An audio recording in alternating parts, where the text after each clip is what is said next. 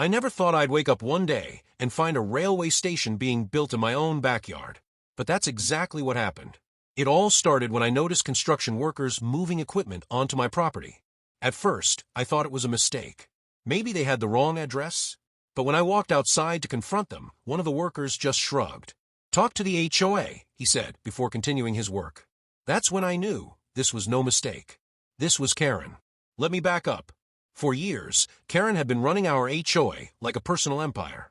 She made absurd rules, handed out ridiculous fines, and made everyone's life a bureaucratic nightmare. But this was a new level of insanity.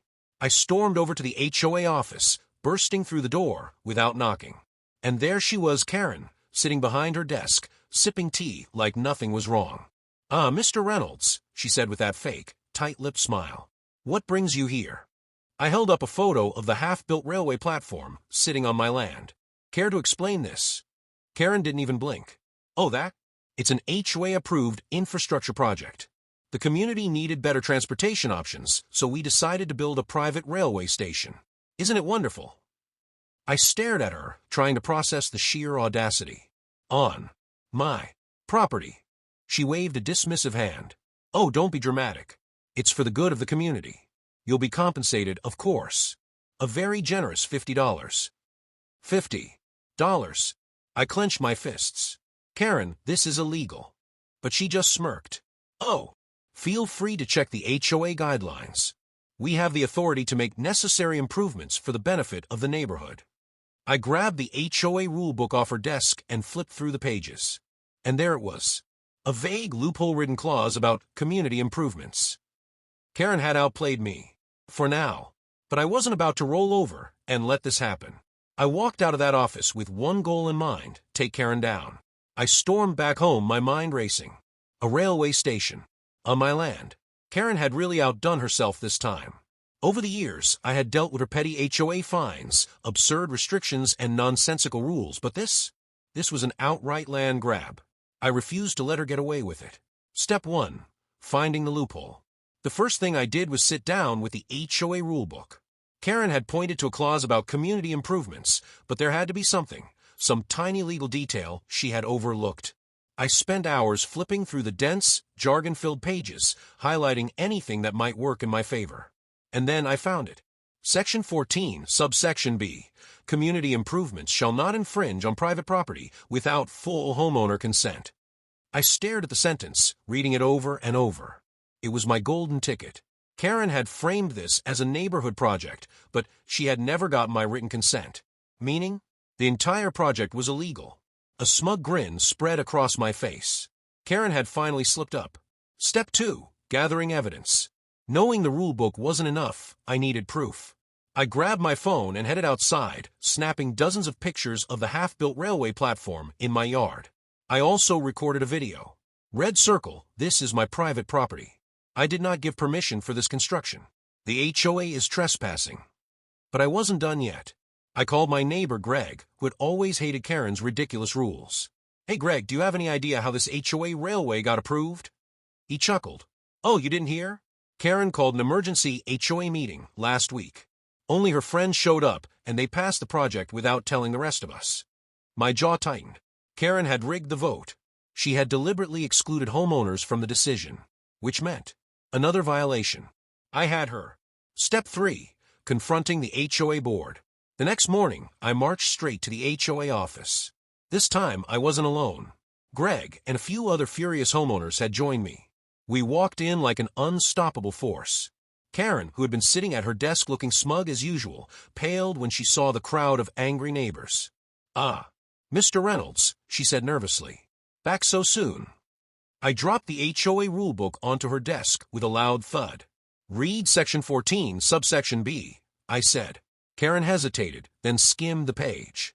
I could tell the exact moment she realized her mistake. Her face went pale. I pressed on. "You never got my consent. That means this project is illegal." She fumbled for words. "Well, the board voted." Without informing the community, Greg interrupted. "That's another violation." Karen was cornered. Her usual smug attitude vanished, replaced by sheer panic. For the first time, she had no excuse. Step 4. The legal threat. I wasn't done yet. I pulled out my phone and hit play on my video. Karen and the rest of the HOA board watched as my voice echoed through the office. Red circle, this is my private property. I did not give permission for this construction. The HOA is trespassing. Then, I handed Karen an envelope. A cease and desist letter. My lawyer drafted this last night, I said. If the HOA doesn't stop construction and remove everything from my land within 48 hours, I'm taking you to court. Karen gulped. The HOA board members whispered nervously to each other. They knew I was serious. They knew they had no legal ground to stand on. After what felt like an eternity, Karen sighed heavily. Fine, she muttered. Construction is temporarily paused. But I wasn't stupid. Temporarily. Oh no, Karen. You're not getting away that easily. This battle wasn't over. Not yet. For a moment, I thought I had won. Karen had agreed to pause construction. The HOA board looked shaken. The other homeowners were on my side. But I should have known better. Karen wasn't the type to admit defeat. She was the kind of person who would burn the entire neighborhood down before letting someone else win. And sure enough, the next morning, I woke up to the sound of jackhammers. I jumped out of bed, ran to my backyard, and my blood boiled. The construction crew was back. Not only that, they had doubled in size. They were digging trenches, laying tracks, and putting up steel beams for what was now looking like a full-sized railway station.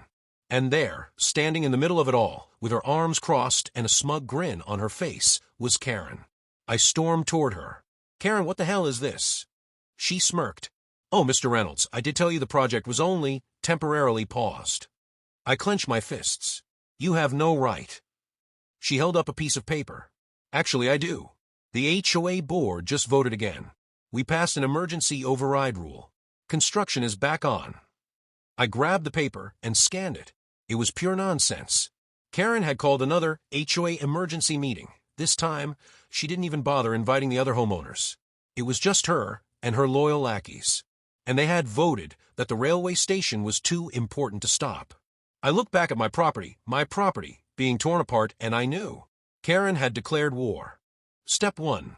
Rallying the neighborhood. I wasn't going to fight this alone. Karen was a master manipulator, but if I could get the entire neighborhood against her, she wouldn't stand a chance. I knocked on doors, gathered neighbors in driveways, and showed them what Karen was doing. Some people were hesitant. It's an HOA rule. Can we even fight it? Others were already angry. Greg shook his head. She's been pulling crap like this for years. It's time someone stopped her. Within hours, I had a group of 20-plus homeowners on my side, and we had a plan. Step 2. Exposing Karen. Karen thrived in the shadows. She manipulated rules and hid behind bureaucracy. But what she feared most? Public exposure. We started with social media. Greg's wife, Sarah, was a marketing expert. She made a viral post titled, Police Scarlight, HOA Karen stole my backyard to build a train station, Police Scarlight. We included photos, videos, and even the rigged vote documents. And then we tagged every local news station, city official, and HOA watchdog group we could find. Within hours, the post had thousands of shares. And then the news stations started calling. Karen had no idea what was coming. Step 3. The news crew arrives. The next day, a local news van pulled up to my house. A reporter and a cameraman walked into my backyard, where, right behind me, construction workers were still building Karen's railway station. The reporter turned to me. So, Mr. Reynolds, can you explain what's happening here? I looked straight into the camera. Absolutely. The HOA has illegally seized my land and is building a train station without my consent. And the worst part, the president of our HOA, Karen, is abusing her power to make it happen. The cameraman zoomed in on the construction crew, filming the chaos happening on my property. The reporter nodded. And where is the HOA president now? Perfect timing, because Karen was standing just a few feet away. I turned and pointed right at her. There she is. Karen's face turned ghost white. The reporter walked over to her, holding out the microphone. Ms. Karen, do you have any comment? Karen stammered. It's a necessary community project. The reporter raised an eyebrow. On someone's private land. Karen had no answer. And then, the city officials showed up. Step 4. The city's response. The news coverage worked. City officials from the zoning department arrived within an hour of the broadcast. They had Karen's documents in hand. And they were not happy. One of them, a tall man in a suit, walked up to her. Ms. Karen, we receive complaints about this construction. We need to see the permits. Karen froze, because she didn't have any. For years, she had gotten away with small-scale HOA violations. She fined people for mailbox colors and garden gnomes. But she had never tried something this big. And now, she was dealing with real laws. City laws. And she was screwed. The official flipped through her paperwork, shook his head, and looked straight at her. This project is unauthorized. Construction must stop immediately. Karen's mouth fell open. But. If you don't shut it down, he continued, we'll be issuing heavy fines. And you personally will be held responsible. Karen looked around, at the neighbors watching, at the news cameras recording, at the workers confused about whether to keep building or pack up. And then, she did something I never thought I'd see. She admitted defeat. With a sigh, she muttered, shut it down. The workers stopped immediately. The construction was over. I had won. For the first time since this nightmare began, I felt like I could finally breathe. The construction was halted, the workers were packing up their equipment, and Karen stood there, humiliated, exposed, and utterly defeated. But I knew her too well. Karen wasn't the type to go down quietly. She had lost the battle. But she was about to start a war. That night, as I sat in my living room, exhausted but satisfied, my phone buzzed. A message from Greg. Check your mailbox. Now. Confused, I got up, walked outside, and opened the box. Inside, I found a thick envelope with the HOA letterhead. My stomach dropped as I pulled out the contents. A fine. No fines. Karen had slapped me with over $15,000 in HOA violations. For what? Unauthorized modifications to landscaping, because I had damaged the grass when the construction crew was on my land. Disrupting neighborhood harmony, for calling the news. Failure to comply with community standards, no specific reason given, just a vague catch-all excuse. It was pure retaliation. I could practically hear Karen laughing to herself as she imagined me panicking over this absurd bill. But instead of fear, I felt something else. Rage. Karen thought she could bully me into submission. She thought she could scare me into backing down. She was about to learn that I wasn't someone she could intimidate. This wasn't just about my land anymore.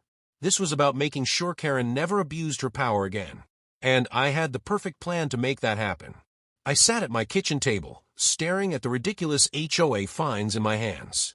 $15,000. Karen really thought she could make me fold. She had no idea what was coming. I took a deep breath and pulled out my laptop. If she wanted a war, I was going to end it. Permanently. The first step? Legally proving that these fines were bogus. I had already caught Karen breaking HOA bylaws with the unauthorized railway construction, but now I needed to expose the full extent of her corruption. I started gathering everything. Every HOA fine I had ever received. Complaints from neighbors about Karen's abuse of power. Emails showing how she manipulated HOA votes. The fraudulent paperwork she used to push the railway project. The video evidence of city officials shutting her down. It was all organized, dated, and ready to go. Now, it was time to hit her where it hurt the most. First, I filed a formal complaint with the HOA Oversight Committee. These people regulated HOAs and handled misconduct. They had the power to audit Karen's leadership, reverse fines, and even remove her from the board. Then, I took a step further. I hired a lawyer.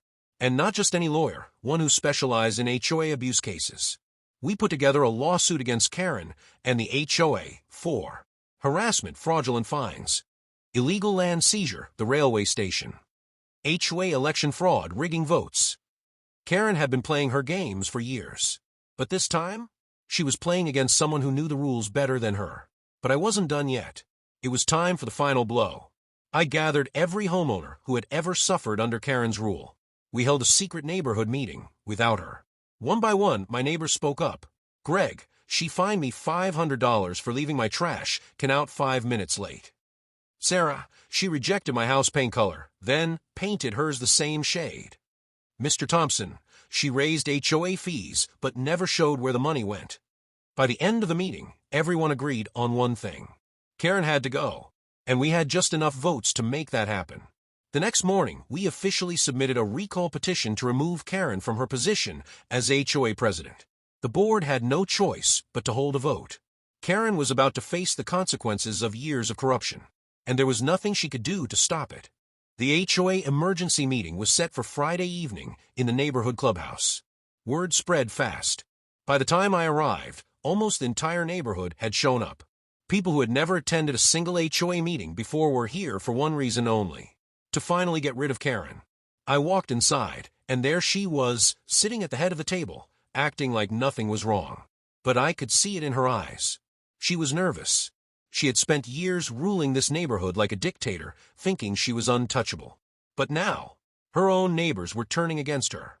The HOA vice president, who usually sided with Karen, stood up and cleared his throat.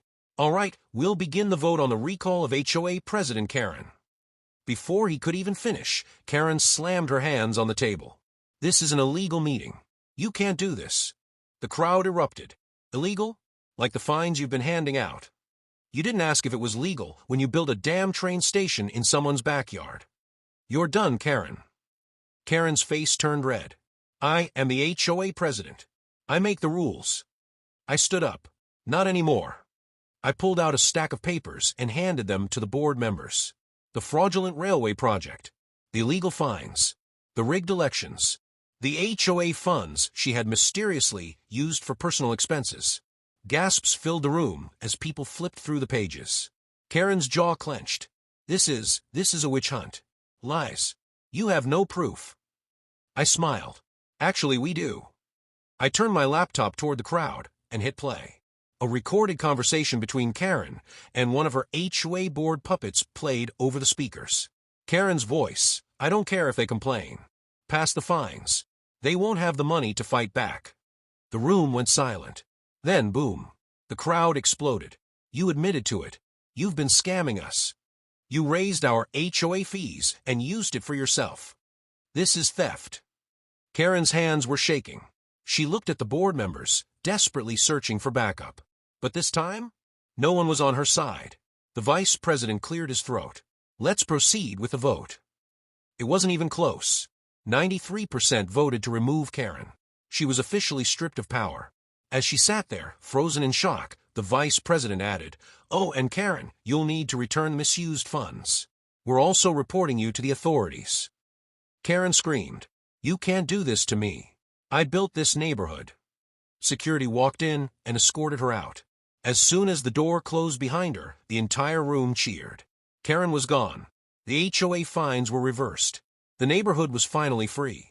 And as I stood there, taking it all in, I realized one thing. Mess with me once, and I'll fight back. Mess with an entire neighborhood, you'll lose everything.